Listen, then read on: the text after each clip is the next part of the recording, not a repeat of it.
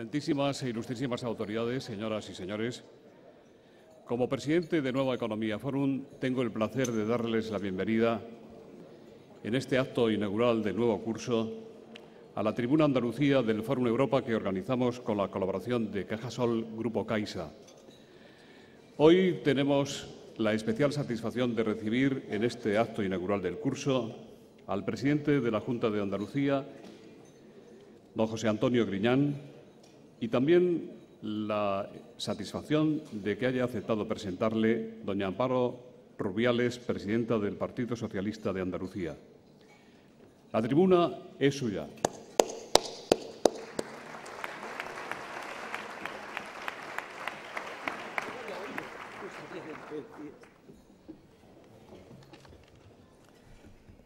Señor presidente de la Junta de Andalucía, presidente del Parlamento, consejero, vicepresidente, consejeros y consejeras, Rafael Escuredo, el primer presidente, mi presidente de la Junta de Andalucía, el presidente autonómico, el primero que elegimos los andaluces en el año 82. Consejeros y consejeras, os he dicho, compañeros y compañeras, amigos y amigas, señoras y señores. Siento una gran emoción, primero, ante el fallecimiento de Santiago Carrillo, un gran político que hizo posible la reconciliación y la democracia en España.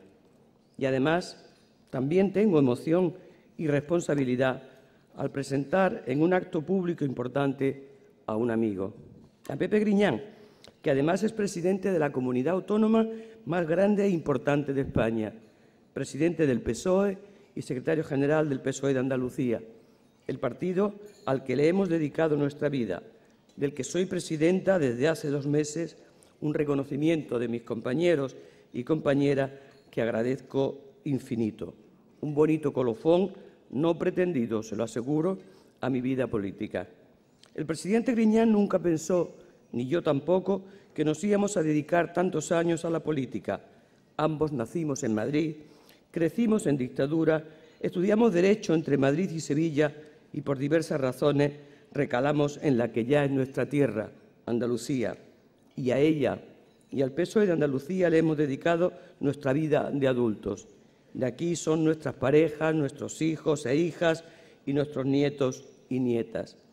A la política, esa actividad hoy tan desprestigiada y sin embargo tan necesaria, dedicamos nuestros esfuerzos después de haber estudiado nuestras carreras universitarias y haber hecho nuestras oposiciones, él de las difíciles, de inspector de trabajo, y yo profesora adjunta de universidad, algo que no era normal en las mujeres de mi generación. Fui la única mujer de entonces. Pero vivíamos en dictadura y queríamos democracia para España. Fuimos de la generación que se manifestaba reivindicando libertad, amnistía y estatuto de autonomía. Y como había que lograrlo, militamos en partidos políticos. Él siempre en el PSOE, yo algo más tarde. Primero lo hice precisamente en el Partido Comunista de Santiago Carrillo. Griñán dice muchas veces que sus mejores amigos y amigas, sus colaboradores más cercanos, son excomunistas. Él fue socialdemócrata, socialista siempre y nunca radical en nada. Ha tenido un sentido de la política muy serio, muy centrado y reflexivo, muy laico, consciente de lo importante que es conocer la realidad para poder transformarla. Vivimos la transición democrática, el nacimiento de la Constitución y el Estatuto de Autonomía que tanto nos costó a los andaluces y andaluzas, mucho más que a ninguna otra comunidad autónoma, y que fue un hecho histórico de importantes consecuencias políticas para Andalucía y para el conjunto de España, que no se le olvide a nadie.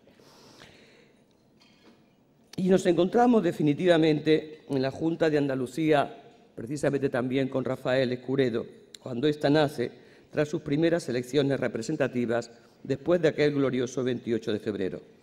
Del presidente Griñán nos podría decir muchas cosas, personales y políticas, su enorme memoria, su gran conocimiento de la historia, de la literatura, de la poesía, del cine, de la música, en especial de la ópera, del fútbol, con ese Atlético de Madrid que le vincula tan tiernamente a su infancia. Sabe de casi todo, pero no es presuntuoso, simplemente es así. Sin embargo, de lo que más sabe, seguramente porque se ha dedicado a ello preferentemente, es de política, aunque no me cabe duda de que si se hubiera dedicado a escribir sería un gran escritor, porque nuestro presidente escribe muy bien, tiene buena letra y redacta muy bien, casi no corrige cuando escribe. Les aseguro que le he visto, por ejemplo, ante un cuadro de un pintor complejo, él se acuerda bien, escribir la impresión que le producía su pintura, y cuando la leía me impactó lo escrito y cómo lo había hecho, sin más, sobre la marcha. Seguro que luego me reñirá, porque algo se me olvida o no estoy contando bien, porque discutir le gusta mucho, por lo menos conmigo.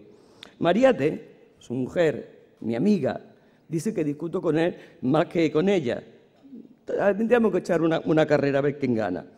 Somos, es cierto, el presidente Griñán y yo, dos discutidores natos. A veces discutimos y estamos discutiendo por lo mismo. Estamos defendiendo ambos lo mismo. Pero lo que más me interesa destacar de él es su sentido de la política con mayúsculas. Lo escribí y lo repito. Griñán es un político diferente. Nunca le he visto pelear de verdad por ningún cargo, ni institucional ni orgánico. Cuando le proponían alguno, y ha tenido los más importantes de este país, ha sido siempre porque el que lo nombraba o proponía era consciente de su indiscutible capacidad. Los aceptaba sin problemas y algún roto en su vida personal le hacían, ¿verdad, Mariate? En una ocasión se resistió algunas semanas. Pasó de ministro a diputado de la oposición, en la que estuvimos juntos 8 años, y en horas 24 se bajó del coche oficial y cogió el metro para volver a su casa con absoluta normalidad. No todos han hecho lo mismo. Es austero hasta la exageración. No ahora, siempre. No es persona de ambiciones personales, que son por otra parte legítimas, pero sí quiere que otro mundo más justo y solidario sea posible. Es un político íntegro al que solo le interesa en su trabajo mejorar la vida de las personas. De economía sabe de verdad más que nadie. Lleva diciendo desde que la crisis empezó que por este camino no se sale de ella, que control del déficit sí, pero con crecimiento. Siempre recuerda que el Pacto Europeo se llamó de estabilidad y crecimiento y que fueron los socialistas europeos precisamente los que añadieron lo de crecimiento, dado que el Banco Central Europeo solo se ocupaba de la inflación, como ahora solo le preocupa el déficit. Hoy lo que existe, dice Griñán, es una consolidación fiscal que es imposible en sus plazos y, desde luego, suicida en las condiciones que impone. Pero de esto y más os hablará él. Defendió el modelo social y autonómico, el modelo constitucional, desde que con el pretexto de la crisis se empezó a poner en tela de juicio. Desde las últimas elecciones generales estamos ya con un modelo social en fase de desmantelamiento y con un Estado autonómico en vías de desaparición, o al menos eso pretenden. Griñán afirma, con mucho sentido, que la mayoría absoluta no es suficiente para acabar con el modelo de convivencia social y político más próspero y duradero de nuestra historia. De las autonomías dice lo mismo que nos decían del infierno en nuestra infancia, que son la suma de todos los males sin mezcla de bien alguno, sin añadir nunca que son las prestadoras de los servicios públicos esenciales y que estos se prestan mejor ahora, que el centralismo fue y sería muy negativo. Menos mal que se ha hecho pública la deuda de las comunidades autónomas y se ha visto que Andalucía es de las menos endeudadas y de las peor tratadas, como vienen repitiendo la consejera de Hacienda, Carmen Martínez Aguayo, y el presidente Griñán hace meses. Esos que tantos admiran a Alemania no dicen nunca, por ejemplo, que los Länder alemanes tienen un endeudamiento superior a cualquier comunidad autónoma, que la deuda del conjunto de los Länder representa el 20% del Producto Interior Bruto alemán, la deuda de todas las comunidades autónomas el 13%, y sin embargo Alemania crece. Ahora habrá que hacer reformas, sin duda. A lo mejor hay que ir caminando hacia ese federalismo cooperativo con un sistema de financiación que resuelva los problemas que hoy tenemos, como ocurre precisamente en Alemania. La igualdad de oportunidades es su obsesión y la educación su bandera. Sabe mucho de sanidad, de pensiones, el Pacto de Toledo, que hoy peligra, tuvo que ver mucho con él. En definitiva, de política con letras mayúsculas, muy mayúsculas. Y por último, y no podría terminar sin deciros que es un político que sabe bien lo que es la igualdad de género y que asume el discurso feminista sin problemas. Esto no tengo más remedio que contároslo. Una anécdota que él sabe e incluso ha contado en público. Cuando en 2004 dejé de ser diputada en el Congreso, por estas cosas que pasan en los partidos, pensé escribir un libro. No sabía muy bien de qué, pero sí sabía, antes que nada, que Griñán me tenía que escribir el prólogo. Y así se lo pedí y así ocurrió. Es un prólogo que merece la pena leer. En él Griñán escribió: y una vez más he comprobado cómo los mismos acontecimientos son vividos de diferente manera por hombres y mujeres, cómo los caminos más habituales para nosotros, los más cotidianos, han sido para ellas empinadas cuestas. He hablado mucho con él de feminismo, de lenguaje sexista, del principio de igualdad y no discriminación, que no son lo mismo, como él me enseñó hace años, de acción positiva, y sé cómo piensa y reflexiona sobre todo ello. En ese prólogo también escribe: este feminismo es un compromiso en el que cabemos los hombres, el feminismo de la Ilustración, de la ciudadanía, de la contracorriente de la tradición y los estereotipos, el feminismo socialista que impregna el nuevo contrato social. Las mujeres han dado vigencia universal a lo que las luces nos trajeron hace ya 2 siglos. Recomiendo su lectura, la del prólogo, no el libro, que por otra parte está agotado. Como también recomiendo que leáis los diferentes discursos del presidente Griñán, todos ellos en Internet. Y ahora sí termino de verdad con otra anécdota. Cuando Griñán accedió a la Secretaría General del PSOE de Andalucía, algunos periodistas, digo algunos, no los periodistas todos, como dicen ellos de los políticos todos, algunos destacaban en sus crónicas que le aplaudían poco en sus intervenciones. Y os cuento por qué. Llevo muchos años en la política partidaria y lo que más sorprendía de Griñán en mi partido eran sus discursos. Se producía, y aún se produce, un enorme silencio cuando habla. Nos quedamos con la boca abierta y enseguida empezamos a tomarle apuntes. Nunca, en las muchas reuniones a las que he asistido, he visto tomar tantas notas como le ocurre a él. Y es sencillamente porque hace reflexiones políticas serias y consistentes. Es muy poco o nada de eslóganes, de lugares comunes, porque sabe lo que quiere decir y sabe expresarlo. Los andaluces y andaluzas, con todas las dificultades del mundo, supieron darse cuenta. En Twitter, me he hecho una tuitera compulsiva, cuando lo oyen o lo leen, los partidarios, claro, lo escriben: qué envidia me dais los andaluces y andaluzas por tener a Griñán de presidente. Y sí, tenemos la inmensa suerte de tener presidiendo la Junta de Andalucía a un político diferente, que no le gusta la confrontación institucional ni la descalificación del adversario, solo quiere defender sus ideas, que resumo en lo que dicen los artículos 1 y 2 de la Constitución.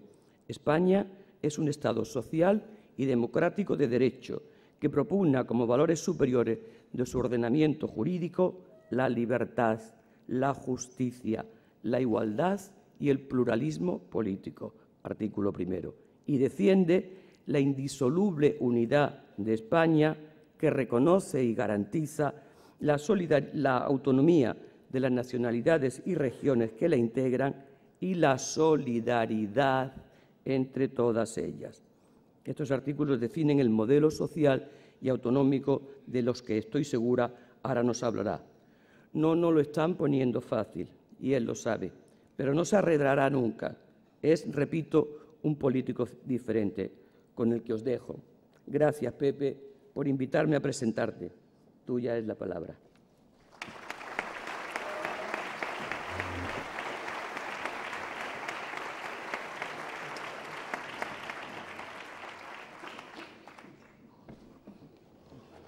Buenos días.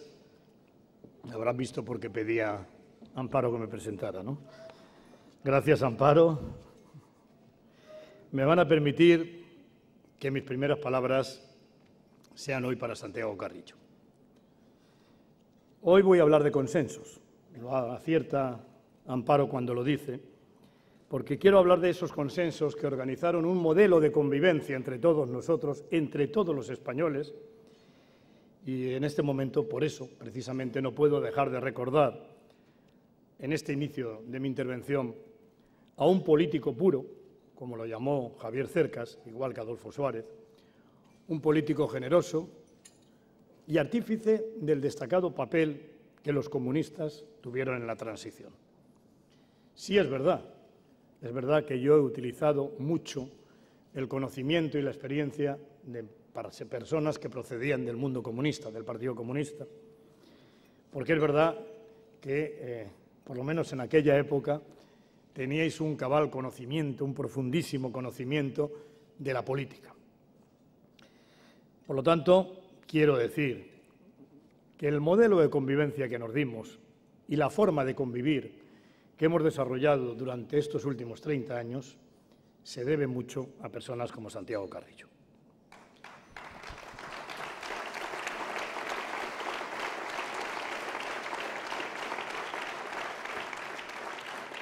Llevamos casi 5 años de crisis económica y lo único que sabemos con seguridad, después de este lustro, es que nada ha ido a mejor.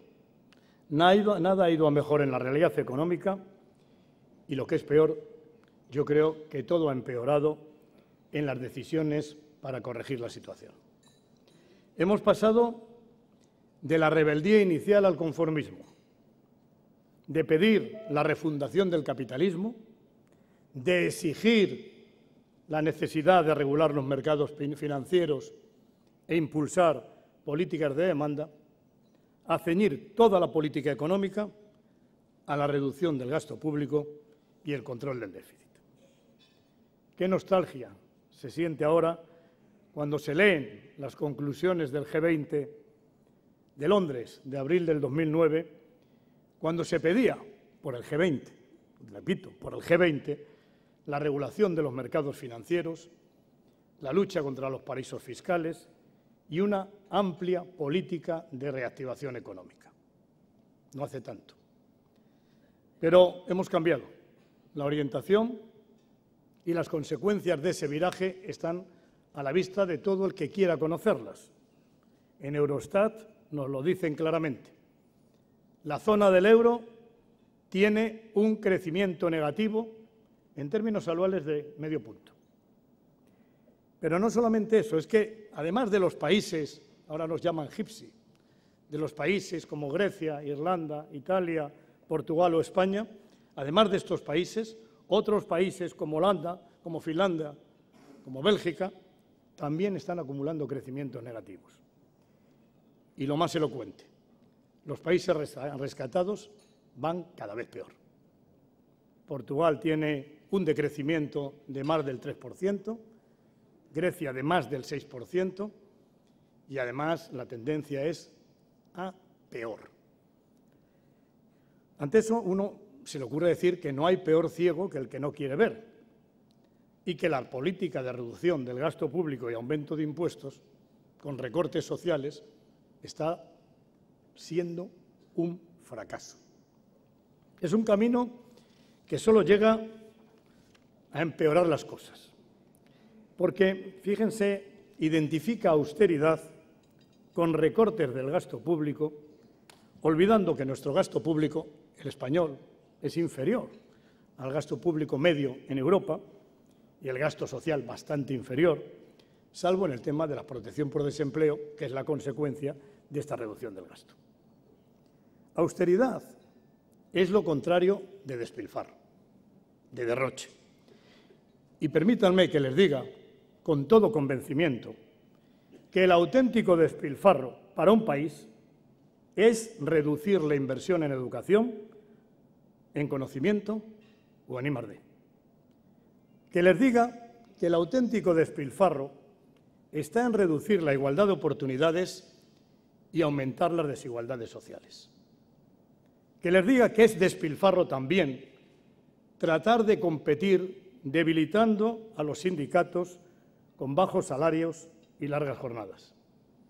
Y que es despilfarro, romper los consensos básicos de nuestra convivencia, generando intangibles económicos tales como la estabilidad, la confianza, la paz social, generando una ruptura de estos principios que son elementos básicos de la competitividad.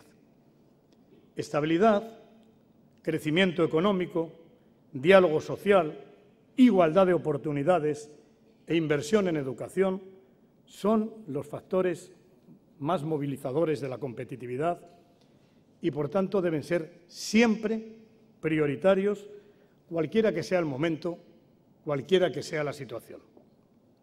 Desde el Gobierno andaluz, aun con las limitaciones e imposiciones que suponen tantos decretos leyes del Gobierno central, hemos seguido priorizando estas políticas. Miren, somos la única comunidad autónoma en la que en estos años de crisis ha crecido la inversión en I+D.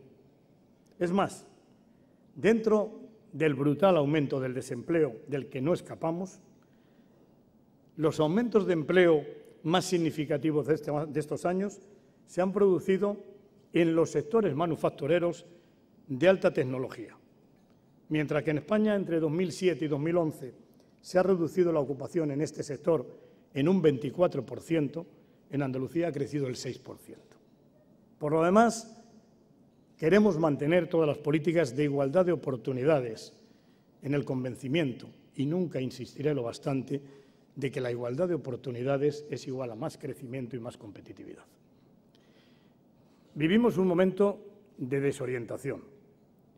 La crisis está devorando la lógica económica y está subvirtiendo los objetivos básicos. Hoy los medios se han convertido en fines y creo que la contabilidad ha desplazado a la política económica. Podríamos hablar de un estado de excepción económico que nos está poniendo además en cuestión muchas certezas del pasado sin llevarnos a otras nuevas, que está poniendo en riesgo los pilares más importantes de nuestra convivencia y de la armonía social. Tres son los elementos sobre los que se ha sentado el desarrollo y el progreso que hemos vivido en Andalucía y en España durante los últimos 30 años. La recuperación de la libertad y de la democracia, el Estado de las autonomías y nuestra integración en la Unión Europea. En estos momentos, por razones diversas, pero todas ellas relacionadas con la crisis, estos principios están en impugnación, se están impugnando. Vivimos, en primer término, una crisis de la democracia representativa. Calificativos como aletargada, como intervenida, han sido utilizados para caracterizarla. Se considera que no es solo la economía la que está intervenida, sino la propia democracia y su capacidad para generar expectativas y confianza. Angela Merkel, preguntada sobre las consecuencias que había tenido las elecciones en Francia, el nuevo gobierno francés, afirmó categóricamente que Europa no podría funcionar si cambiara de dirección después de cada elección. Sin pretenderlo, o tal vez pretendiéndolo, la canciller alemana vino a decirnos que las elecciones resultan irrelevantes si lo que se espera de ellas es un cambio político. En España, y en esta misma dirección, como recoge José Fernández Albertos en su obra Democracia intervenida, el economista Luis Garicano daba el siguiente consejo a Mariano Rajoy. Es crucial, decía, que el Gobierno se olvide de las elecciones gallegas y de las elecciones generales para dentro de 4 años y aprenda la verdadera lección de Andalucía, que es esta. Es imposible, en una situación como esta, para ningún partido en el poder, ganar unas elecciones, y más vale concentrarse en resolver el problema de la sostenibilidad y pasar a la historia. Por cierto, no es lo que ha ocurrido en Holanda y luego me referiré a ello. Si al final llegamos a la conclusión de que no hay libertad de elección de que es obligatorio adoptar determinadas decisiones, los ciudadanos podrán interrogarse con toda razón para qué sirve votar. La política es el territorio de la posibilidad y, por tanto, de las alternativas. Si la convertimos en el territorio de la necesidad, sobran los políticos y, con ello, la propia democracia. Sin elección no hay política. Si lo que existe es un camino único, vamos a terminar buscando o un cirujano de hierro o un tecnócrata que luego no tenga responsabilidad ante nadie. Cuando el Gobierno de Rajoy subordina toda su política económica a la ley de los mercados financieros, cuando incumple todos los compromisos electorales, cuando hurta el debate político y se aleja del Parlamento, está abriendo una brecha peligrosa entre los ciudadanos y la política. Pero es que es una brecha que además alienta la demagogia y el populismo. Si todas las decisiones del Gobierno se hubieran tomado profundizando en el diálogo social y después de intensos debates parlamentarios, estoy convencido de que habríamos comprobado la existencia de alternativas y con ello podríamos, además de haber comprendido mejor al Gobierno, fortalecido la confianza en la política y en su capacidad para cambiar las cosas. Pero, sobre todo, habríamos ahuyentado tanta demagogia como, por ejemplo, es esa subasta de reducción del número de parlamentarios a la que con tanta perseverancia se dedica el Partido Popular y el populismo que anida en algunas ofertas políticas. Y les recuerdo lo que les decía de Holanda. En las pasadas elecciones, que se convocaron con un auge clarísimo del radicalismo y del euroescepticismo, esas elecciones se celebraron después de 7 debates en apenas 3 semanas. Bueno, pues estos debates sirvieron para poner en evidencia la demagogia y el populismo de los partidos que presuntamente iban a ganar, de los partidos favoritos, y dieron la victoria al Partido Liberal y al Partido Laborista, porque los ciudadanos se convencieron de que cuando el populismo se somete al escrutinio de un debate, termina por mostrar que es un fantasma que hace striptease, que después no hay nada, salvo consignas y titulares que jamás encierran solución alguna. Pero si el populismo es el riesgo, el pensamiento único es el que lo alimenta, es la causa de ese riesgo y, por lo tanto, la causa que creo que debemos combatir. Sobre todo cuando su aplicación nos lleva, como nos está llevando, a un empeoramiento de todas las variables económicas y, lo que es peor, de la propia cohesión social.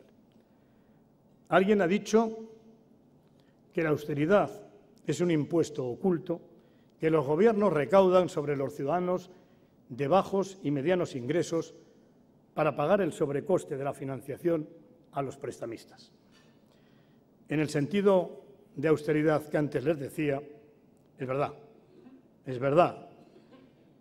Tal y como se están haciendo las cosas, de acuerdo con la norma que parece que dicta el Bundesbank y que sigue casi a pies juntillas el Banco Central Europeo, lo que se está produciendo en Europa en general y en España en particular es un nuevo proceso de acumulación de capital mediante la transferencia de rentas de las clases medias y trabajadoras al capital financiero. Resulta significativo que el primer proceso de rescate en el que se ha visto envuelto nuestro país haya sido para recapitalizar a las entidades financieras con dinero de todos y para liberarla de sus activos más vulnerables. En resumen, convertir la reducción del déficit en el camino posible, el único camino posible para salir de la crisis y, al mismo tiempo, ver cómo este camino empobrece más a la población, está provocando que la cohesión social y la propia democracia se debiliten. No es posible aceptar que la salida de la crisis se tenga que conseguir sacrificando a una generación o derogando lo fundamental de nuestro Estado social y democrático de derecho. El segundo consenso constitucional que se está poniendo en riesgo en estos momentos es la forma de Estado. Creo que en esta impugnación del Estado de las autonomías que hoy vivimos coinciden la derecha nacionalista española y el nacionalismo periférico. Una visión que está siendo, por lo demás, un éxito desde el punto de vista de su propagación, pero que está resultando muy perturbador y muy perjudicial para avanzar en nuestro modelo de convivencia. Es muy sorprendente, lo digo como lo pienso, que en unas circunstancias como las actuales, en que hemos vivido la mayor movilización a favor de la independencia en Cataluña, y cuando en el País Vasco Bildu se presenta con buenas expectativas electorales, nadie desde la derecha española haya salido proclamando el riesgo de ruptura. El discurso de una parte importante del Partido Popular y los planteamientos de CiU tienen bastantes puntos en común. La mayor coincidencia se produce cuando en ambos campos, al que por cierto se ha sumado recientemente el presidente de Galicia, que da por sentado que en España solo han de sobrevivir 3 comunidades autónomas, Cataluña, País Vasco y Galicia. O si hacemos caso al profesor Santiago Pessen, habría que añadir a las 3 anteriores una cuarta, Castilla, en la que por lo visto entraríamos todos los demás. He dicho muchas veces que el Estado de las autonomías ha sido una historia de éxito. Del salto cuantitativo y cualitativo que ha experimentado nuestra economía más allá de la actual coyuntura, son en gran medida responsables la conjunción de políticas estatales y autonómicas, el desarrollo de un estado de bienestar eficiente, que proporciona servicios básicos universales, como la sanidad, la educación, las pensiones o la atención a las personas en situación de dependencia, es también un logro compartido que ha propiciado la descentralización política. Han pasado 30 años y el modelo autonómico sigue abierto. El paso del tiempo, es verdad, obliga a actualizarlo, pero también a cerrarlo. Cerrarlo para, si quieren ustedes, aproximarlo a un modelo federal, pasando, sí, de la fase de construcción a una fase de cooperación institucional que garantice la igualdad en la diversidad de todos los españoles, la eliminación de barreras y obstáculos a la unidad de mercado y la búsqueda de objetivos comunes, de entre los cuales, sin duda, el preferente ha de ser el empleo. Por último, el tercer elemento que está en crisis y que tanto ha supuesto para la modernización y el progreso de España y de Andalucía es el proyecto europeo. La Europa a la que tantos andaluces y españoles anhelamos pertenecer como sinónimo de libertad y progreso, también hoy cotiza a la baja en el aprecio ciudadano. Y las razones para esta devaluación de la estima tienen que ver no con los procesos de cesión de soberanía, sino con la ausencia de control de a quién se cede esa soberanía y la ausencia de controles democráticos sobre el ejercicio de esta soberanía, que hoy a lo más que se llega es a pretender que exista una gobernanza, palabra que a mi modo de ver significa gobierno sin responsabilidad política, o sin por lo menos responder parlamentariamente. Si las políticas que emanan de las instituciones europeas se centran, como creo que ayer decía Jean-Claude Juncker, en imponer ajustes, pero solo para las clases medias y trabajadoras, y se promete que el bienestar llegará en un futuro que nunca se alcanza, ni siquiera se atisba, es lógico que se produzca una enorme pérdida de confianza en el proceso de construcción europea. Y lo que resulta paradójico, lo que me resulta más paradójico, es que esta pérdida de aprecio se haya producido precisamente con la puesta en marcha de aquello que tanta ilusión concitó, la moneda europea, el euro. La lección que podemos extraer es muy clara. Forzar a economías diferentes a compartir moneda y políticas monetarias comunes, con las reglas actuales, no ha hecho a las economías más parecidas, las ha hecho más diferentes. Y ante una situación como esta, de impugnación de los consensos básicos, ¿qué podemos hacer? En mi opinión, la respuesta para superar la crisis por la que atraviesan las democracias, las autonomías, la Unión Europea, solo tiene una solución, que es más democracia, más federalismo y más Europa. Cuando digo más, quiero decir mejor. Más Europa es más unión y más democracia, más Europa de los ciudadanos. Cuando creamos el euro, adoptamos una moneda compartida, pero no adoptamos una política económica común que permitiera transferencia de rentas. Hoy vemos que esto no funciona, porque el modelo es otro. Por ejemplo, en Estados Unidos, cuando hay un problema en California, el Estado federal acude no a rescatar a California con condicionalidad, sino a solucionar el problema con transferencia de rentas. Así funciona el dólar, con un sistema de transferencias y de políticas económicas compartidas. El euro, tal y como se regula hoy por el Banco Central Europeo, no funciona, salvo para dotar de un poder adquisitivo ficticio a muchas economías que pueden comprar productos alemanes y con una moneda pretendidamente baja para Alemania que los puede vender. No hay una unión política ni hay una política económica común y tal vez no hay ni una visión ni una regulación que nos permita afrontar el futuro de otra forma. Que hoy siga siendo el control de los precios el único objetivo del Banco Central Europeo, que el crecimiento y el empleo sean solo un efecto inducido y no una política con personalidad propia, no solamente está haciendo fracasar a la Unión Monetaria, sino que ha mutilado el Pacto de Estabilidad y Crecimiento. Es preciso volver al proyecto europeo. Es preciso volver a esos consensos básicos que nos hicieron compartir ciudadanías, andaluza, española, europea. No hay que caer en la tentación de creer que los consensos están en el origen de la crisis. Es exactamente lo contrario.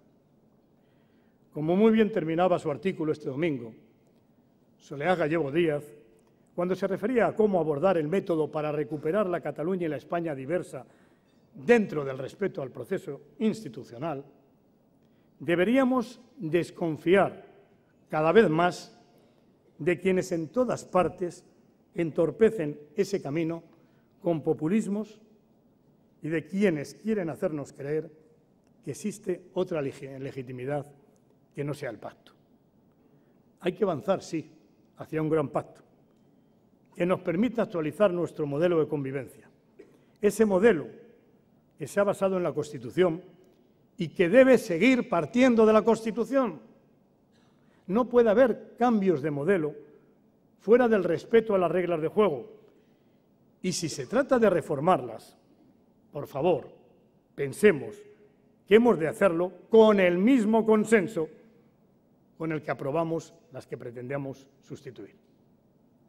Más cooperación entre las comunidades, más federalismo. Los países avanzados y desarrollados de los continentes más avanzados, Estados de América y Europa, tienen este modelo de organización. Estoy convencido de que en España y desde Andalucía lo tenemos claro, seremos capaces entre todos de articular un modelo de organización territorial en el que podamos sentirnos todos cómodos. El respeto a la diferencia no puede ser incompatible con la desigualdad. Con la igualdad. Andalucía, que se siente parte importante de España, que se reconoce con el mismo derecho que Cataluña, País Vasco y Galicia a tener identidad y autogobierno propios, no tiene ningún temor en avanzar en el perfeccionamiento de un Estado federal cooperativo que sea capaz de garantizar la igualdad de todos los españoles, vivan donde vivan. Es imprescindible, claro está, que el modelo de Estado avance, que elimine duplicidades, que garantice la validez universal de los procedimientos y la unidad de mercado y que establezca un marco permanente de colaboración con la reforma del Senado. Junto al modelo territorial, para mantener y preservar el estado de bienestar, hay que priorizar las políticas de gasto. Y aquí es muy importante el consenso, también social, el diálogo social, el entendimiento con los agentes sociales, que son los que articulan no solamente un espacio de diálogo, sino un espacio de paz social. En esa prioridad de políticas de gasto, no tengo ninguna duda de que la primera es la educación. La educación en el sentido de conocimiento, formación, I+D, innovación. Y hagamos todos, además, el esfuerzo de unir algo que hoy todavía funciona, si me lo permiten, como decimos aquí, regular. Es una mayor implicación o imbricación entre las políticas activas y las políticas pasivas de empleo. Es imprescindible. La separación de unas y otras por órganos diferentes ha producido disfunciones y es imprescindible que políticas activas de empleo y políticas de protección por desempleo caminen juntas. Junto a ello, creo que es imprescindible esa política que investiga, que protege la salud, que previene la enfermedad, que atiende al enfermo, que lo rehabilita. Es decir, las políticas de protección de la salud y, por supuesto, el apoyo económico y social del pensionista y de las personas dependientes. Y déjenme decirles que la consolidación de un sistema nacional de salud es quizás una de las conquistas más hermosas de nuestra democracia. Gastamos menos en términos de riqueza relativa que los países que se pueden comparar con España y ofrecemos mejores soluciones. Es un hecho cierto que una política sanitaria pública desde la oferta se gestiona mejor que desde la demanda. Y por eso digo que hay que preservar el modelo, que desde luego no puede pasar por la ruptura de la cobertura universal, ni por la privatización de servicios y prestaciones, sino para ajustar el gasto a las tendencias demográficas y establecer amplios consensos, como lo fue el Pacto de Toledo en 1995. No hay mayor error que pretender solucionar problemas estructurales con decisiones coyunturales. Y, por tanto, la sanidad y el sistema de pensiones requieren análisis estructurales y, además, permanentes. Por supuesto, hemos de reducir gasto, claro que sí, y hacerlo, además, sin reducir derechos. Uso racional del medicamento, prescripción de principio activo, subasta de medicamentos, receta electrónica, cirugía ambulatoria, extensión de la atención primaria.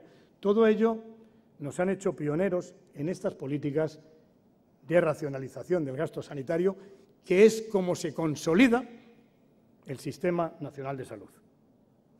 Si hablamos, además, no solo de gastos, sino de ingresos, ustedes convendrán conmigo que el sistema fiscal hoy no es equitativo. Es un escándalo que en nuestro país la mayor carga fiscal recaiga sobre las espaldas de los asalariados. Hoy los trabajadores, nos recordaba Joaquín Estefanía, pagan más IRPF que sus jefes. La aplicación de una política de mayor progresividad, ampliable a las rentas de capital, y, desde luego, la lucha contra el fraude fiscal deben ser objetivos de una política tributaria concertada. Hay que cambiar la política económica que estamos siguiendo. También hay que hacer estímulos de demanda. Si no se compra, no se vende. Si no se vende, no hay economía. Hay que estimular la demanda, porque para crear empleo es necesario que las empresas vendan y, por tanto, que alguien compre. Concluyo. Es evidente que el camino que nos están obligando a recorrer nos está conduciendo a la depresión y a la pérdida de expectativas de futuro. No podemos permitirnos que lo que ha sido el objetivo central de la acción política progresista se pierda, que las generaciones venideras vivan mejor que las actuales. En Andalucía estamos comprometidos con este objetivo. Sabemos que es muy difícil, sabemos que no depende enteramente de nosotros, pero contamos con un precedente, con un intangible, un precedente que nos alienta y que nos pone de manifiesto la fortaleza de la voluntad del pueblo andaluz. A diferencia de quienes se replantean a cada momento su relación con España, nosotros hacemos España al luchar por el progreso de Andalucía. Sabemos que juntos podemos y sabemos también que el 28 de febrero no fue solo un arrebato ni una quimera, fue la manifestación de nuestra capacidad para hacer país y para hacerlo desde el progreso y la igualdad de oportunidades. De esta, como de otras crisis, vamos a salir. Luchemos por no dejarnos en el camino lo mejor de nosotros mismos. Muchas gracias.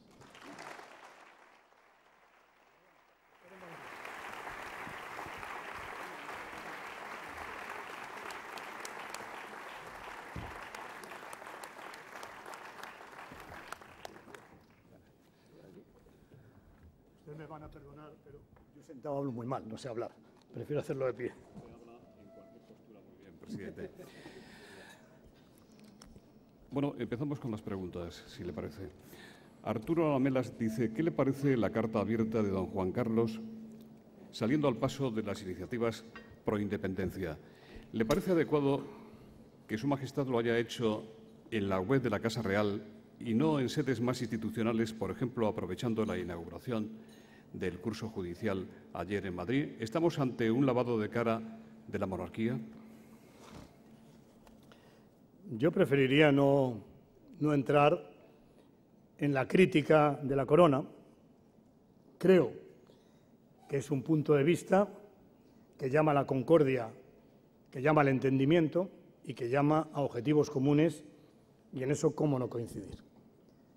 Tengo una cierta duda.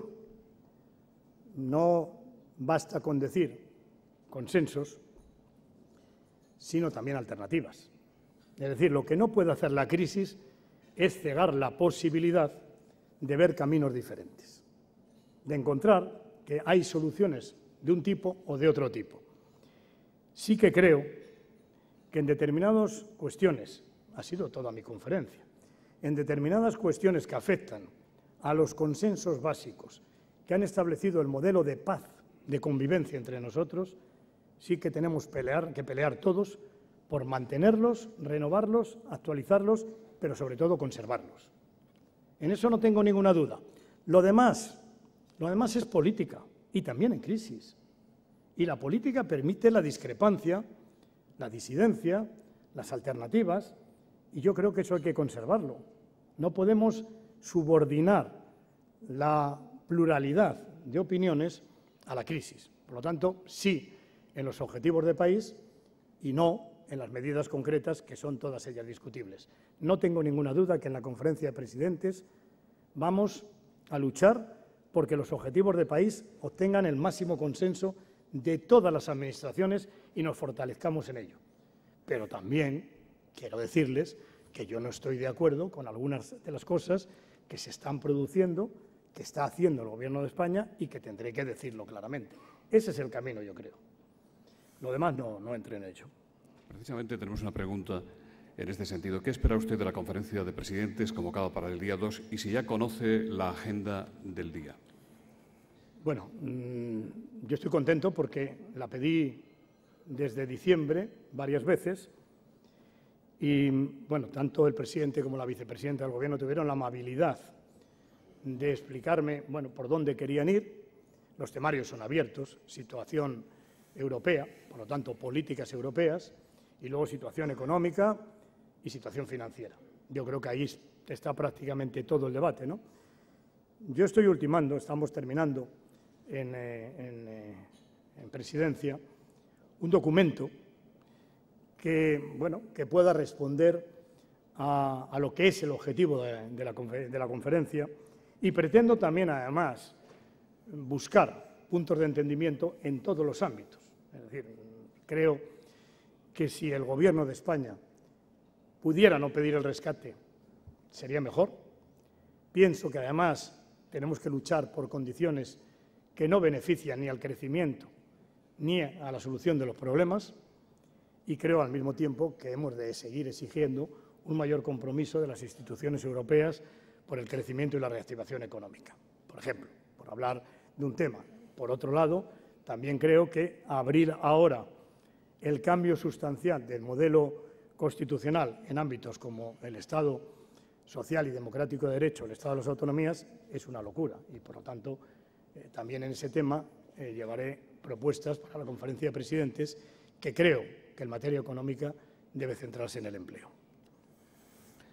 Alicia Contreras dice: mañana Rajoy recibe a Artur Mas después de los acontecimientos y declaraciones independentistas hechas, entre otros sitios, en este foro de Madrid, y que posteriormente han sido amainadas por la presión de Durán y Lleida. ¿Cree usted que el presidente del Gobierno hará algún gesto para frenar esta deriva o repetirá otra vez su famoso papel de don Tancredo, es decir, mirar para otro lado y dejar que las situaciones se pudran? Isabel Morcillo, del Correo, dice: le preocupa la reunión entre Mas y Rajoy y, sobre todo, la reivindicación de un pacto fiscal de Cataluña. Manuel Pérez Alcázar, de Canal Sur Radio, dice: ¿cree que el rey debe terciar en asuntos políticos como la reivindicación independentista de Cataluña de motu propio? También le preguntan, señor presidente, si usted pedirá pacto fiscal para Andalucía. Vamos a ver, el modelo de financiación de las comunidades autónomas es un modelo multilateral que tiene una serie de principios que admiten reuniones bilaterales, pero siempre desde un compromiso de una decisión de todos y para todos, que garantice la nivelación de los servicios básicos fundamentales, es decir, la igualdad ante la sanidad, la educación, los servicios sociales de todos los españoles, vivamos donde vivamos, y respetando las particularidades que tenga cada comunidad autónoma. Desde ese punto de vista, y garantizando esos principios, de los que no me puedo mover porque además están también en el ámbito escrito de la Constitución, a mí no me da ningún problema o no me provoca problemas el que se reúna el presidente con distintos presidentes de comunidades autónomas, porque lo ha hecho conmigo. Es decir, por lo tanto, es una reunión que me parece correcta y oportuna. De lo que traten, bueno, pues nos queremos enterar todos. Yo he dicho cuáles son los riesgos que ahora mismo estamos viviendo de cambios. ¿Y qué me preocupa?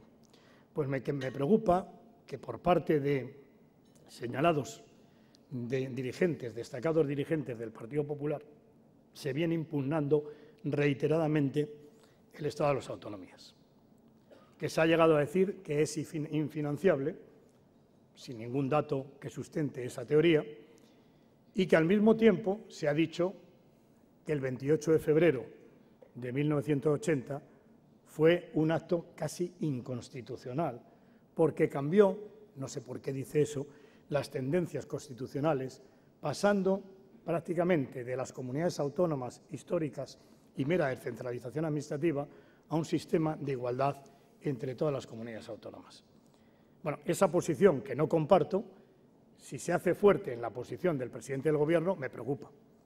Y, desde luego, me preocupa también el que, cuando se ha definido la situación de Cataluña, se ha hecho bastante ininteligible, porque se ha dicho, aparte de reivindicar la soberanía nacional, se ha dicho que quieren una independencia sin ejército y con una relación intensísima con España. Yo eso no lo entiendo. No lo entiendo, a menos que sea un acto de cesión de soberanía inmediata a España, salvo en la soberanía fiscal, en cuyo caso ya empezaría a preocuparme. Por tanto, si las posiciones fueran las que yo he oído hasta ahora, pues creo que la situación, lo que podría salir de ahí, sería preocupante. Si el presidente del Gobierno, y yo he hablado con él en estos términos, mantiene y manifiesta su absoluta lealtad y compromiso con la Constitución y con el modelo de Estado que hoy tenemos, pues estoy seguro de que el presidente del Gobierno dirá lo que tiene que decir. Lourdes Lucio, del País, dice: el PSC defiende el federalismo asimétrico y usted el federalismo cooperativo. ¿Cómo se casan ambas propuestas? ¿Cuál es la posición de los socialistas españoles? Eso de federalismo asimétrico no lo entiendo. Debe ser que el federalismo asimétrico hoy se llama así al confederalismo, porque el federalismo es simétrico. El federalismo parte de la igualdad. Yo pongo encima de la mesa el modelo alemán, con un Senado que sea el Bundesrat y con una atribución práctica de competencias y financiación parecido a lo que es el Estado federal alemán. No tengo inconveniente, pero el federalismo nunca es asimétrico. Por tanto, si hablamos de federalismo, hablemos de lo que queremos hablar. Y si hablamos de confederación, que es partir de la ruptura, como bien señalaba recientemente Javier Pérez Royo, de los artículos de entrada de la Constitución 1 y 2, en los que se encierra todo el consenso constitucional, pues digámoslo claramente. Pero con la Constitución en la mano y con el concepto federalista que yo conozco, a mí me parece que el Partido Socialista Obrero Español, que es federal en sus órganos de dirección, no tiene ningún inconveniente en avanzar. No creemos, sin embargo, en la confederación, porque creemos que la soberanía reside en el pueblo español. No hay 17 soberanías, ni 17 pueblos soberanos, sino solo uno, que es el pueblo español. Antonio Fraguas le pregunta, presidente, si cree usted que Rajoy sacrificó el euro en el altar de las elecciones de Andalucía y que ahora está sacrificando de nuevo al euro, a España y a Europa, anteponiendo sus intereses de partido en las elecciones gallegas. ¿Cómo puede ser el presidente del Gobierno tan irresponsable, arriesgando la credibilidad de nuestra nación ante nuestros socios europeos y ante los mercados? ¿Debería Rajoy, en su opinión, solicitar ya el rescate y no esperar ni un minuto más, como le acaba de reclamar el vicepresidente de la Comisión Europea, su amigo Joaquín Almunia? Vamos a ver, en primer lugar, yo creo que la política del euro no es de la responsabilidad de Mariano Rajoy. Es decir, vamos a atribuir las responsabilidades a quienes de verdad la tienen. El euro hoy se gobierna por Alemania, no por España. El euro no lo gobierna España. Lo único que yo critico al presidente del Gobierno español es la falta de rebeldía, la falta de decir claramente no a muchas cosas que no podemos compartir y que estoy seguro que él tampoco comparte. La política hoy del euro es una política profundamente equivocada, profundamente equivocada. Lo que está ocurriendo, mejor dicho, lo que ha ocurrido con Grecia, con el 2% del PIB europeo, el 2% del PIB europeo, y su traslado a otras economías, lo que está ocurriendo hoy con Portugal y lo que puede ocurrir hoy con todo el Mediterráneo, es una barbaridad. Pero es una barbaridad porque no hemos sido capaces de saber que una moneda es compartir algo más que un medio de cambio. Es compartir también una política económica, es también compartir unas políticas de crecimiento, es también compartir una determinada forma de entender la solidaridad. Y eso es lo que yo creo que Mariano Rajoy debe decir claramente. Hemos vivido, y esto sí que es atroz, un verano hasta julio, hasta finales de julio, terrorífico, con un Banco Central Europeo que prestaba 1 billón de euros a las entidades financieras y que se negaba a intervenir en el mercado de la deuda y nos afligía, sobre todo a España, también a Italia, con unos tipos de interés descomunales que nada tienen que ver con la realidad de España. Es tremendo. ¿Y eso para qué? ¿Para devolver el dinero a los bancos alemanes? Yo quiero recordar, para que todo el mundo lo sepa siempre, que está bien la política de estabilidad, pero que Alemania tuvo que hacer una reunificación y que incumplió sistemáticamente el pacto de estabilidad año tras año, sin reprimenda de ningún tipo de nadie y por nadie. Mientras tanto, España tenía superávit. Este es un hecho cierto. Y claro, cuando vemos que las necesidades de financiación y las necesidades de reactivación de la economía se cubren en Estados Unidos de una forma y en Europa de otra, cuando leemos lo que decía la cumbre del G20, que es de hace nada, decía: la crisis se ha agudizado, acometemos una expansión fiscal concertada sin precedentes, restaurar el crecimiento y el empleo. Esto era el G20, bueno, 21 con España, esto era el G20 el 3 de abril de 2009. Y lo que oímos hoy, ¿qué es? Por tanto, yo no creo que en ese caso Mariano Rajoy tenga la responsabilidad de lo que hace, sino de lo que no hace. De no elevar la voz, de no saber que esas condicionalidades que ahora se nos piden de nuevo ya se han hecho. No se puede ir el primero de la clase cumpliendo condiciones y pagando tipos de interés alto. En Portugal ahora mismo estarán mal, pero los tipos de interés son más bajos. Nosotros hemos cumplido las condiciones antes de que nos ayuden, con los eurobonos o como queramos llamarlo. Eso es lo que no entiendo. ¿A qué hemos hecho tanto sacrificio? ¿Ahora más? ¿Ahora más? ¿Ahora tocan las pensiones? ¿Ahora qué toca? Ese es el auténtico problema. El itinerario no ha sido acertado, su posición ha sido débil en Europa y aquí justificando lo injustificable, haciendo de la necesidad virtud. Eso es lo que le critico. Que tenga que acudir al rescate ya, para mí cuanto más tarde mejor. Si se puede financiar en los mercados, cuanto más tarde mejor. El problema es si luego tiene que ir y tomar decisiones muy drásticas. Yo con el rescate, insisto, no tengo ningún problema. El rescate son los eurobonos, el problema son las condiciones. El problema son las condiciones que nos puedan poner. ¿Qué más del rescate? Si nos facilitan la financiación, pues bienvenido sea. Ahora, si te obligan a unas condiciones que vuelven a producir un proceso de transferencia de las rentas de las clases trabajadoras al capital, me opongo. Me opongo radicalmente porque creo que eso aumenta la desigualdad y perjudica la paz social. Carlos J. Sánchez le pregunta si podría anunciarnos algún día que ha recuperado algún dinero del entregado por la Junta en los ERES fraudulentos. Arturo Combarros dice: ¿no cree que una vez que usted ha logrado seguir gobernando en Andalucía, ha llegado el momento de que haga una sincera autocrítica respecto de los ERES y un compromiso más firme a favor de la transparencia y en contra de la corrupción? Vamos a ver, empiezo por el final. Quizás el preguntante me podría señalar a lo largo de estos últimos años y a lo largo de toda España cuántas administraciones y gobiernos han tomado una decisión proactiva en la investigación, la denuncia y la persecución de los hechos presuntamente delictivos y, desde luego, irregulares. ¿Cuántas? Porque no recuerdo ninguna.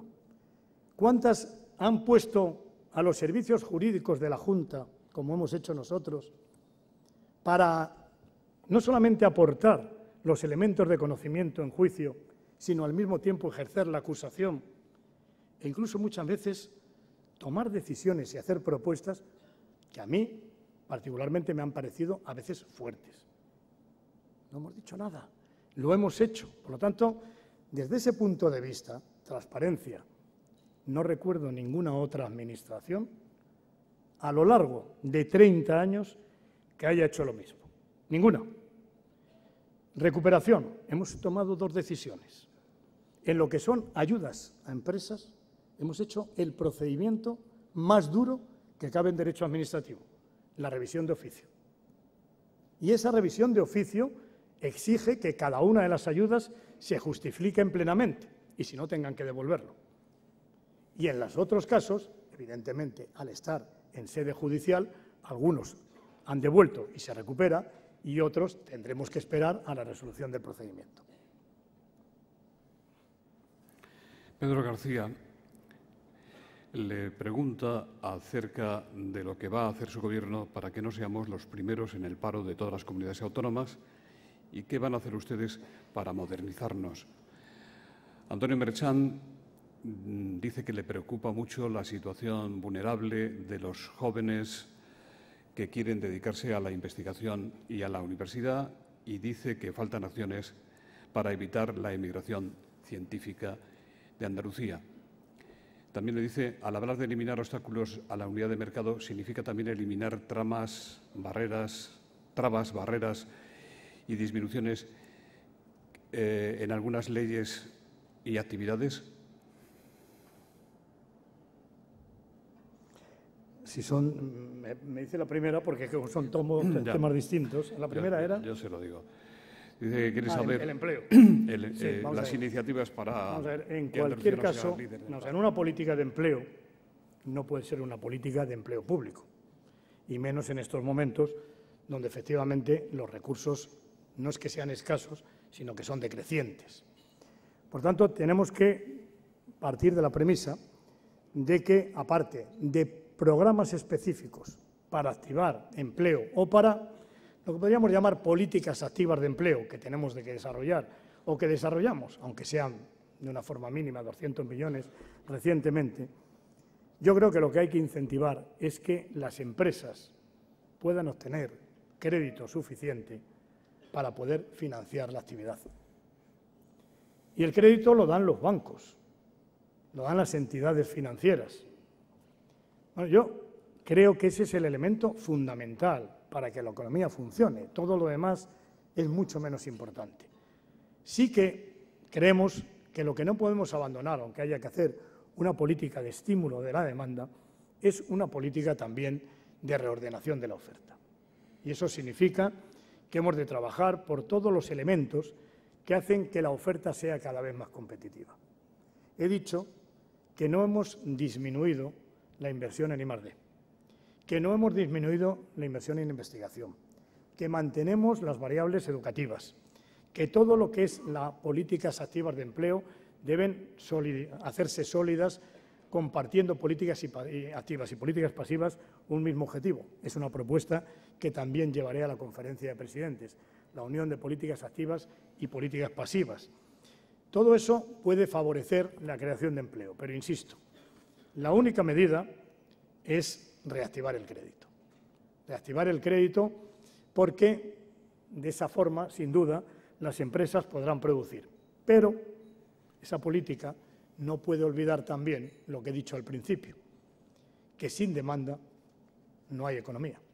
Y por lo tanto, si seguimos reduciendo el gasto público, reduciendo el número de empleados públicos y reduciendo todo aquello que signifique un estímulo del consumo, no saldremos. Criticamos el gasto público. El gasto público en estos momentos es de los más bajos de Europa, en España. Y decimos, el gasto público debe ser inversión. Sí, estoy de acuerdo. Pero el gasto público no solo es inversión, es sostenimiento de rentas y, por lo tanto, de la demanda. El gasto público es también las prestaciones por desempleo, las pensiones o las ayudas a las personas en situación de dependencia, que generan economía. ¿No genera economía también los conciertos que se hace con instituciones privadas? ¿No generan economía incluso el capítulo 2 del presupuesto? Es decir, el gasto público siempre ha sido un estímulo también de la actividad económica. Si reducimos el gasto público hasta los límites que se pretende, si reducimos la oferta pública de empleo hasta los límites que se pretende, y al mismo tiempo los bancos siguen sin dar dinero a pesar del rescate de los 100.000 millones y a pesar del banco malo, no saldremos.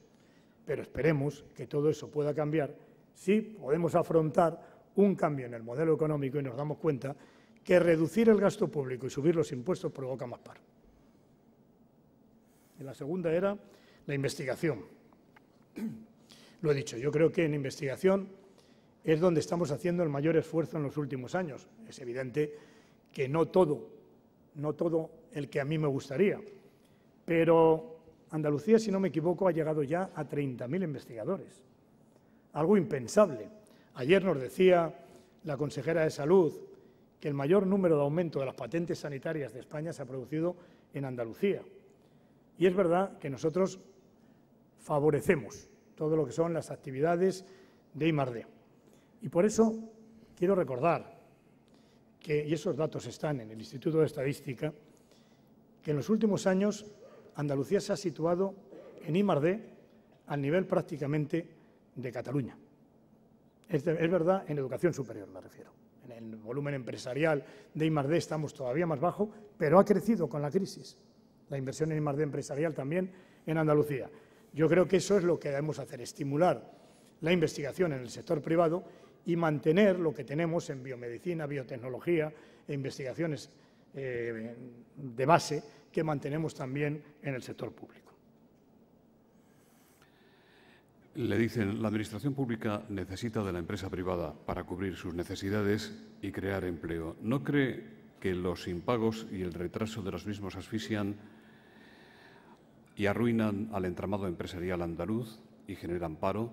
Manuel Sánchez, presidente de EAPN, y Alfonso Rubio, de FEAPS Andalucía, le preguntan si pagará alguna vez la Consejería de Empleo las cantidades que debe a los centros especiales de empleo. Dicen que el tercer sector, el sector social, se encuentra al borde del colapso financiero y muchas entidades cierran sus puertas por falta de pago de los compromisos adquiridos por la Junta de Andalucía. Bueno, no es incumplimiento de compromisos, sino falta de liquidez y de tesorería como consecuencia de la propia realidad económica. Yo se lo explico para que ustedes lo entiendan. Una comunidad autónoma no recauda, prácticamente recauda muy poco. Recauda aproximadamente el 8 o el 10% de sus ingresos. El resto se lo recauda el Estado y se lo anticipa. Nosotros estamos obteniendo, ahora mismo hemos obtenido este año la liquidación de 2010.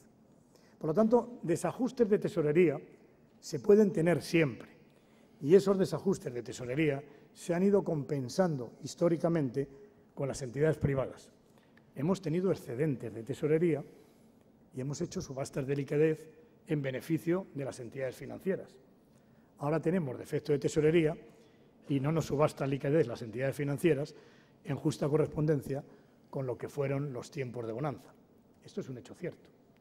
Nosotros proporcionábamos liquidez a bancos y cajas de ahorro no hace mucho. Fui interpelado reiteradamente en el Parlamento de Andalucía por las subastas de liquidez que hacíamos a las entidades financieras. Ya me gustaría a mí ahora que las entidades financieras pudieran hacer también subastas de liquidez o comprar deuda pública o comprar simplemente bonos de la Junta de Andalucía para afrontar la situación de tesorería y de liquidez o de falta de liquidez que tiene la comunidad autónoma.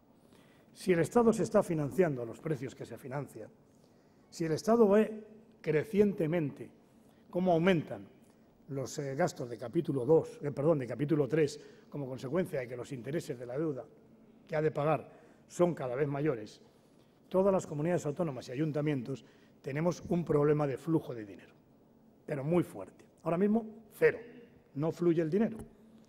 En la primera subasta de liquidez, en la primera afluencia de liquidez que se produjo como consecuencia de los pactos ICO, no sé por qué el Gobierno excluyó las constructoras. Nosotros llevamos la relación de proveedores, pero el Gobierno de España dijo no, lo de las constructoras no incluirlo. Si no, también habríamos tenido ya solucionado buena parte del problema de las constructoras. Es verdad que hay un sector, que es el sector del tercer sector, valga la redundancia, que no tiene colchón, que tiene un problema porque no tiene la fortaleza de otros sectores, sino que viven al día, es decir, no están capitalizados. Son entidades y actividades que viven exclusivamente y se desarrollan del dinero público. Y en este caso, sus problemas son de supervivencia, son mayores y por eso es necesario también atenderlo en una doble dirección, como yo creo que tanto el vicepresidente como yo hemos hablado ya con ellos. Hay que ajustar. El tercer sector tiene que ajustar, tiene que saber que los tiempos son más difíciles y que en el futuro todo no puede ser de la misma forma que fue en el pasado. Por lo tanto, hay que marcar objetivos, priorizarlos y saber que ya ahora mismo se están allegando recursos de servicios sociales, de empleo, etcétera, etcétera.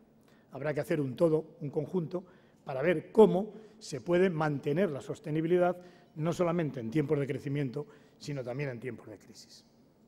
Sigo. Bueno, se quejan de que yo me quejo de que se está aplicando mal el modelo de financiación. Me quejo porque tengo derecho a hacerlo. ¿Es una queja partidista o una queja en defensa de los andaluces? Si yo digo que en el sistema de financiación hay un fondo de competitividad que compensa o ha de compensar a las comunidades autónomas que obtienen menos recursos de la media, caso de Andalucía o de Canarias, por ejemplo, dos comunidades autónomas, las dos menos endeudadas, bueno, me estoy quejando de algo que está en la ley y no se está aplicando. Por lo tanto, defiendo a Andalucía. Quien defiende al Gobierno central por decisiones que perjudican a Andalucía, defiende a su Gobierno y a su partido. Yo he recurrido, si no me equivoco, no menos de 3 o 4 decisiones de financiación del Gobierno de José Luis Rodríguez Zapatero. Algunas sentencias las tengo ya en la mano, las hemos ganado.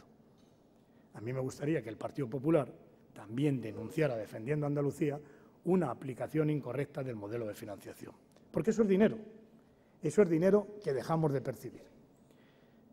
En el modelo de financiación actual, para que ustedes se den cuenta, hemos liquidado 2010 ahora y Andalucía, si no me equivoco, ha recibido de la liquidación 266 millones aproximadamente. Madrid más de 1.000 millones. ¿Cómo es posible ese desajuste? ¿Cómo es posible que a la hora de hacer la liquidación no se actúen los mecanismos de compensación? Cataluña más de 800. Claro, también en esa aplicación nos sentimos perjudicados. Pero además, las comunidades autónomas, por cierto, las más endeudadas, han obtenido a lo largo de año anticipos de tesorería. Andalucía no. Y lo hemos pedido, ¿eh? Lo hemos pedido y no se ha concedido. Bueno, todo eso influye en la situación de tesorería. ¿Quiero denunciar una situación de maltrato? Quiero denunciar lo que denuncio, que el sistema de financiación no se está aplicando correctamente y eso perjudica a Andalucía y que a nosotros, a diferencia de otras comunidades autónomas, no se nos ha dado el anticipo que pedíamos. Espero que ahora con el fondo de liquidez, que tiene que estar listo ya dentro de nada, podamos concurrir todos en igualdad de oportunidades. Es decir, no sé cuánto dinero habrá, 18, 19.000 millones. Lo que no vamos a aceptar es que el primero que llegue se lleve todo. Como ocurrió, porque el Gobierno habló del FLA e inmediatamente aparecieron dos comunidades autónomas, Cataluña y Comunidad Valenciana, que entre las dos pedían prácticamente el 50% del fondo. Claro, esto no puede ser una carrera a ver quién llega antes y se lleva más. Vamos a hacerlo de tal manera que si estos son hispanobonos, es decir, una forma de solidarizar todo lo que son los recursos financieros para acometer o para solucionar problemas de liquidez, hagámoslos con reglas objetivas de las que nos podemos beneficiar todos de la misma forma en función de criterios. Y termino. En función de criterios. No como ha ocurrido ahora con los objetivos de déficit y de endeudamiento, en los que resulta que con gran sorpresa hemos visto que a Andalucía se le fija un objetivo máximo de endeudamiento que es radicalmente inferior al que se le fija a comunidades autónomas que tienen una deuda por habitante triple y doble que la andaluza. Es decir, todo eso... ¿Se oye? Sí. Todo eso influye, sin duda, en lo que es la tesorería, la liquidez de la Junta de Andalucía y su sistema de financiación. Muchas gracias, presidente. En nombre de Cajasol, que hace posible esta Tribuna Andalucía, despide el acto don Juan Reguera, director del Grupo Caixa en Andalucía.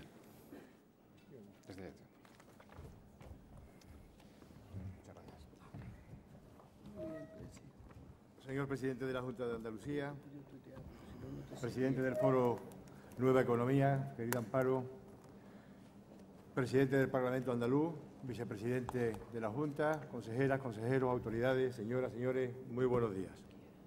Quiero agradecer en primer lugar al presidente de la Junta, José Antonio Griñán, su intervención en este Foro Nueva Economía, Tribuna de Andalucía.